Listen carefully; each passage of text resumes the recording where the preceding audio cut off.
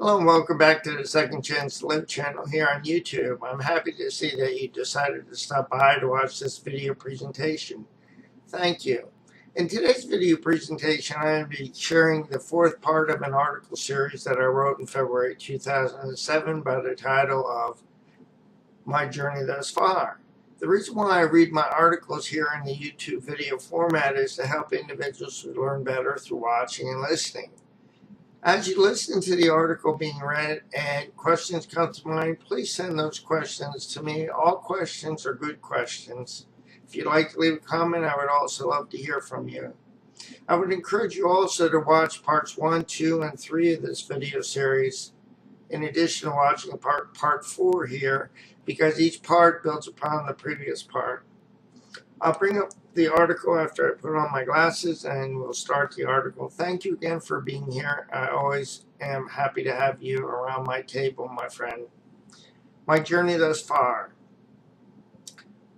As I shared in part 2 of the series, it took me 10 years and 4 different majors to obtain my undergraduate degree and 5 years in 2 different graduate schools to obtain my master's degree. Little did I know that the reasons why I had difficulties in my 4 different majors and 2 different graduate programs were due to my learning disabilities that stem back to the traumatic brain injury that I sustained when I was 10 years old. As I shared in part 3 of this series, I experienced a long history of some 20 years of getting and losing jobs. These jobs included both non-professional and professional jobs. Too many times I had the experience of being called into the office at these jobs and told that my services were no longer needed. These firings, layoffs, or terminations left me baffled, as I was a hard worker at each one of these jobs. What I shared in part 2 and 3 of this series left me feeling confused, frustrated, disappointed, and dejected. Nevertheless, for many years I spent countless hours attempting to figure out why I again found myself unemployed. Because I had difficulties with both my undergraduate graduate programs and work history, I bought into the notion that who I was of little value. Because of my denial and my apparent failures, I experienced minimization and marginalization. As I shared in part 3, I experienced a tremendous amount of ongoing financial insecurity due to getting and losing jobs on a seeming revolving basis. Because of the financial insecurity and my inability to maintain employment, I applied for SSDI, and after my 3rd application, I was approved to begin receiving SSDI.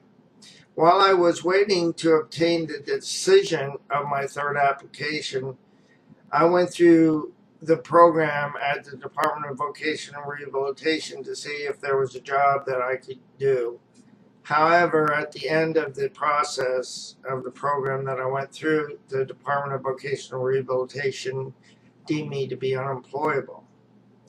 Although I was deemed to be unemployable by the Department of Vocational Rehabilitation, and no one seemed to want what I had to give, I still had a desire to be of service.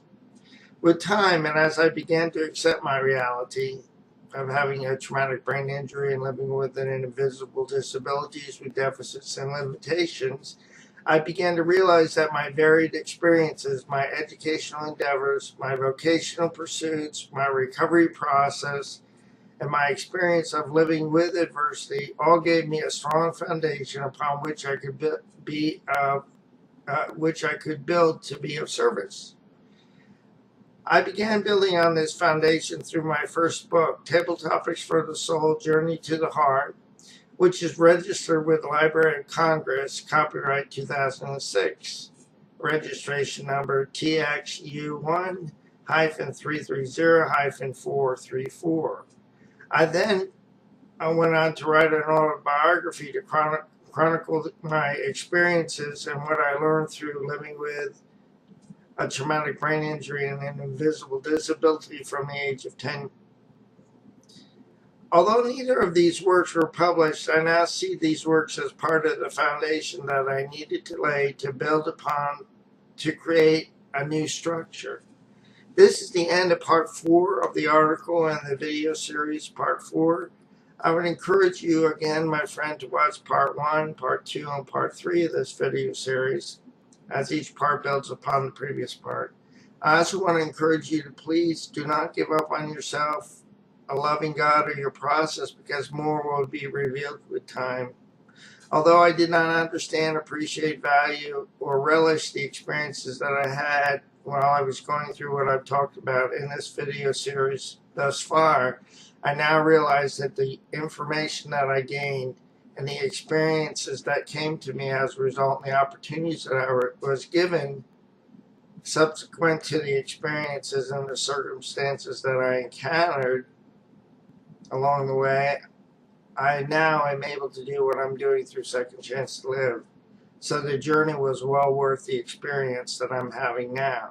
I'd encourage you, my friend, please keep on keeping on and don't give up on yourself, because more is going to be revealed with time. Your best days are out in front of you, so don't give up on hope. I'll say so long for now. Have a great day, and God bless both you and your family.